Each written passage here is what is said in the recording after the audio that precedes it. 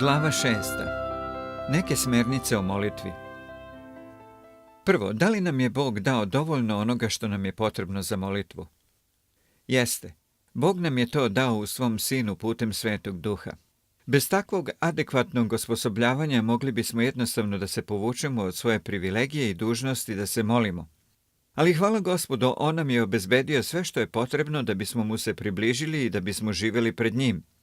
U dve reči možemo da kažemo da su to pouzdanje i pomoć.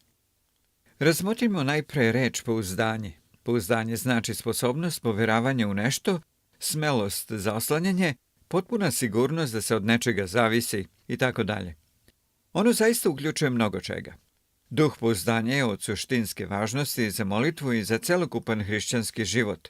Ako se naš odnos sa Gospodom stalno menja, pri čemu nemamo ni sigurnosti ni pouzdanja, naš celokupan život će biti u smrtnim ranama. Pogledajmo sljedeće biblijske odeljke. Kad dakle, braćo, imamo pouzdanje da ulazimo u svetinju krvlju Isusa, koji nam je otvorio novi živi put, i kad imamo velikog sveštenika, pristupajmo s istinitim srcem u punoj veri. Jevrejima 10, 19-22. Čijim smo posredstvom, verom, došli do ove blagodati u kojoj stojimo. Rimljanima 5.2. Jer njegovim posredstvom jedni i drugi imamo pristup k Ocu u jednom duhu. Efescima 2.18. U njemu imamo slobodu i pristup k Bogu s pouzdanjem, verom u njega. Efescima 3.12. Pravo pouzdanje se zasniva na jednom faktoru, a to je sam Hristos. Mi imamo apsolutnu privilegiju da se približimo Bogu zato što je sam Hristos naša privilegija. To je Božje staranje. U Hristovo ime možemo da dođemo Ocu bilo gde i u bilo koje vreme. Mi nikada ne pristupamo Ocu u svoje ime zato što je to jednostavno nemoguće. Ocu dolazimo samo u ime Sina. U Efescima 3.12 je navedeno da u Hristu Isusu našem Gospodu imamo slobodu i pristup k Bogu s pouzdanjem, verom u njega. Mi ne dolazimo Bogu prinoseći mu svoju nedostojnost, nego je Hristos taj koji nas uzima za ruku i vodi k Ocu. On dovodi u Božje prisustvo sve one koji su očišćeni njegovom krvlju, kao one koji su vaskrsli iz mrtvih, jer smo se obukli u njega koji je naša haljina pravednosti. Naše pouzdanje je sam Hristos. Zatim razmotrimo izraz pomoć. Blaženi su oni koji pristupaju Bogu sa slobodom i pouzdanjem. Posjedujući takvu uzvišeniju privilegiju, mi pored svega toga osjećamo kolika je naša nesposobnost, slabost i bezumnost, jer ne znamo kako da se molimo. Može da nam bude samo dobro ako znamo i iskusimo pomoć Svetoga Duha. Isto tako i Duh pomaže našoj slabosti, jer mi ne znamo zašto treba da se molimo, kako priliči, ali sam Duh posreduje za nas uzdisajima koji se ne mogu iskazati. A onaj što ispituje srca zna šta je smeranje Duha, pošto se po Božjoj volji moli za svete. Rimljanima 8, 26 i 27. Naša slabost se najlakše manifestuje u molitvi. U duhovnoj oblasti ništa više ne otkriva našu slabost od ove aktivnosti.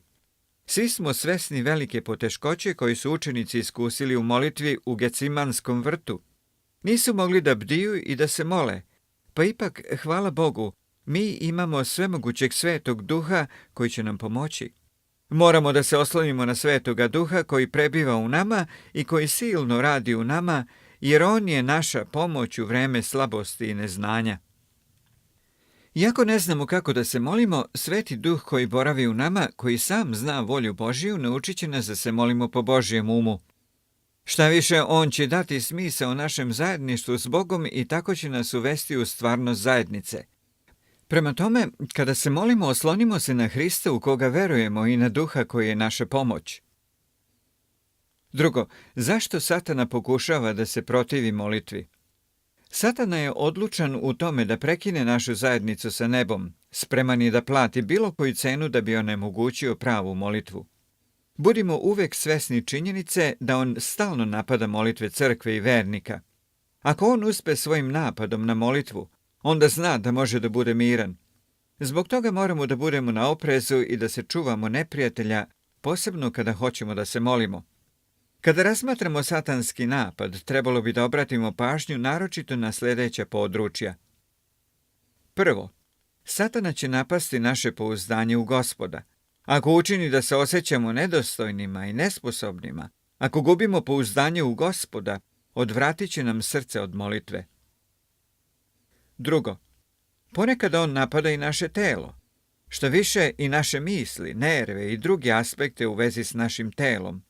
Kada se osjećamo umorno i bez snage, ne volimo da se molimo. Čuvajmo se ovoga i nadvladajmo ga. Što se tiče ostalih stvari koje su izvan naše kontrole, za njih će se Gospod pobrinuti. Treće, đavo će ponekad napasti naše određeno vreme za molitvu, kako našu ličnu, tako i u crkvi. Mnogi su ovo iskusili, kako je samo lukav naš neprijatelj. Ako ne može da uspe u tome da naše vreme za molitvu bude u potpunosti okupirano drugim stvarima, on će se postarati da u tom trenutku nemamo pravu molitvu. Često smo u stanju da održimo vreme za molitvu, ali nam nedostaje život molitve. Četvrto, ponekad Satana napada naše stalno zajedništvo sa Gospodom, stvara veliku i tešku prepreku između nas i Gospoda da bi onemogućio da stupimo u kontakt s njim. To je kao da nas neka tajanstvena izmaglica razdvaja od Gospoda. Peto, na kraju on namerava da nas uvuče u tamu da ne bi mogli da vidimo neophodnost molitve. On će stalno skretati našu pažnju prema drugim stvarima i tako remetiti naš molitveni život. Nemojmo da upadnemo u ovu zamku. Trebalo bi da gledamo ka Gospodu, da sakupljamo materijal za molitvu i da obraćamo pažnju na Božje interese i potrebe. Naša odgovornost u molitvi nije beznačajno pitanje, zato pazimo i molimo se. Treće, osim naše lične molitve, koju drugu vrstu molitve treba da negujemo u skladu sa rečju Božjom? Moramo da imamo i udružene molitve, a to je molitva crkve. Kada govorimo o molitvi crkve, mi nismo ništa manje zainteresovani za ličnu molitvu, niti osjećamo manju važnost za lične molitve. Pa ipak treba da uvidimo da postoji pravilo u Carstvu Božjem. Ono što jedna osoba nije u stanju da uradi u pogledu nekih stvari, to treba da se učini posredstvom uzajemne i združene pomoći. Kada se radi o molitvi, postoji potreba za uzajamnošću. Svi oni koji verno slede Gospoda često osjećaju potrebu da se mole sa drugim vernicima. Ponekad osjećaju nedovoljnost svojih ličnih molitava, a naročito kada se mole u vezi sa tako ogromnim predmetom kao što je Carstvo Božje. Ono zahteva snagu cele crkve. Moj dom, kaže Gospod, zvaće se dom molitve, Matej 21:13. Ovome možemo dodati i reči, mi smo njegov dom, Jevrejima 3:6. Opet vam kažem, izjavljuje Gospod, ako se dvojica od vas na zemlji slože u svakoj stvari koju zamole, daće im Otac moj koji je na nebesima, jer gde su dvojica ili trojica sabrani u moje ime, onda sam ja među njima. Matej 18:19-20. Činjenice i iskustva nam govore da je Hristovo prisustvo veće kada su vernici okupljeni u ime Gospodnje nego što je u svakom kao pojedincu. To je zato što je Gospod usred crkve, dok ne može da bude usred pojedinca. Ne postoji među za pojedinca, jer je Gospod u pojedincu. To što je Hristos usred jeste ono što ne može da ima jedna osoba. Kada smo okupljeni u Gospodu, imamo širi vidik u molitvi i mnogo smo ojačani u molitvenoj borbi. Šta više, na molitvenim sastancima često doživljamo otkrivenje Božijeg uma putem Svetog Duha koji nam daje breme i iskaz u molitvi. Svakako da postoji mnogo toga što možemo reći o molitvi crkve. Za više informacije o ovom predmetu pogledajte knjigu Molitvena služba crkve, The Prayer Ministry of the Church by Watchman Nee. Možda bi ovdje trebalo da zastanemo i kažemo nešto važno. Molitva crkve nikada ne može da bude zamenjena ličnom molitvom. Istovremeno bi trebalo da zapazimo da lična molitva neprestano zaostaje za molitvom crkve i ne može da je dostigne. Četvrto, koji su to raznovrsni aspekti u molitvi na koje treba obratiti pažnju? Dosta toga zahteva našu pažnju u pogledu molitve, a među njima je i sljedeće. Prvo, zajedništvo sa Gospodom u svim stvarima. Trebalo bi da donesemo Gospodu sve iz svoga života, jer u hrišćanskom životu nema ničega običnog ili beznačajnog. Zajedništvo sa Gospodom u svemu Trebalo bi da bude naša prirodna navika. Pogledaj Filipljanima 4:6. Drugo, traži i nastavi da tražiš, jer Gospod uživa u tome da ljudi od njega traže. On je bogati darodavalac i zato želi da ljudi traže. Ako nekom od vas nedostaje, neka ište od Boga koji svima prosto daje i ne kori i daće mu se. Samo neka ište s verom, ne sumnjići ništa. Jakovljeva 1:5-6. Nemate zato što ne ištete. Vi ištete i ne primate zato što zlo ištete. Jakovljeva 4:2-3. Iskanje uključuje pouzdanje i želju. Ako je pobuda našeg iskanja čista, onda nema ništa boljeg od toga. Treće, razmišljaj i zastupaj. Mi stojimo pred Bogom da bi se molili za druge ljude. U stvari, to je zajedništvo sa Gospodom u njegovoj prvosvešteničkoj službi. Kako se on samo neprekidno zalaže za svoj narod i za njegove potrebe. Vidi Jevrejima 7:25 i uporedi sa Kološanima 4:12. Četvrto, uvek se moli. Kada govorimo o upornom moljenju, najprije treba da se otarasimo pogrešnog koncepta da Bog nije rad da odgovori na molitvu. Moliti se istrajno jednostavno znači nastaviti sa molitvom s obzirom da si jasno prepoznao Božju potrebu. Zašto Bog odmah ne odgovori? Zašto se produžavaju dani njegovog ćutanja? Evo bar 2 razloga. Prvi, Bogu je potreban potpuni odziv njegovog naroda u vezi sa predmetom koji je njemu važan i za koji je on duboko zainteresovan. Drugi, ponekad je takva konstantna molitva neophodna zbog određene potrebe ili okolnosti. Zbog utvrđenja koje Satana podiže, potrebna je i pojačana molitva da bi se ono uništilo. Matej 7:7-8, Marko 9:28 i 29. Peto, izvršna molitva. Pošto smo sjedinjeni sa Gospodom koji sedi na prestolu, jer je on Gospod svega, možemo da se molimo u njegovo ime koje je nad svakim drugim imenom. Filipljanima 2:9. Šesto, molitvena borba. Putem molitve veličamo pobedu na krstu prilikom ophođenja sa svim potrebama. Kretanje molitve sledi Gospodnju pobedu. Vidi Efescima 6:10-20. Sedmo, molitva vere. Pod određenim okolnostima Sveti Duh nam daje takvu vrstu unutrašnje sigurnosti što čini da znamo Božju volju. Tada uviđamo da je naša molitva odmah osigurana. Dela 9:40. Osmo, molitveno breme.